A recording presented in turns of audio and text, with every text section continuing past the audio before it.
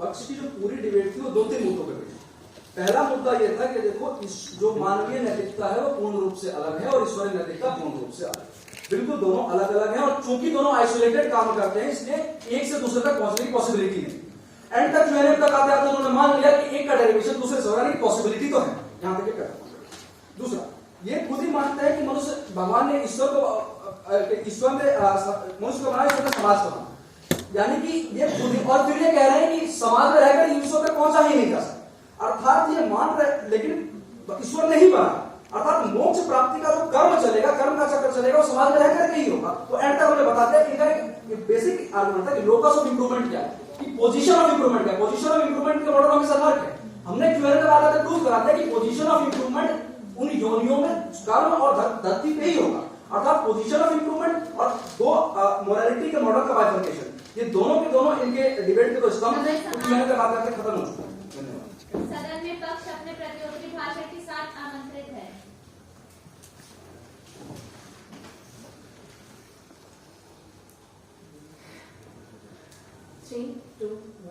सदन की गरिमा को पक्ष का पुनः नमन। तो महोदय प्रत्युत्तर भाषण के साथ पहली बार जो विपक्ष है वो अपनी नर्क की परिभाषा देता ही नहीं है। इसका मतलब है कि सदन में जो पक्ष की नर्क की परिभाषा है वो स्थापित होती है, जो कि इंप्रूवमेंट सेल है, और उसके बाद हमें समझने की आवश्यकता है कि वो मानवीय नैतिकता और ईश्वरीय नैतिकता को हम बता रहे हैं किस प्रकार से अलग है। वो कह रहे हैं कि क्योंकि डेराइव वहां से होगी तो इसलिए इक्वेट कर दीजिए, यानी कि ए में कुछ एलिमेंट बी के हो सकते हैं, हम भी मानते हैं, पर इसका मतलब ये नहीं कि ए इज इक्वल टू बी हो गया है, बाकी एलिमेंट्स को इग्नोर कर दिया जाए।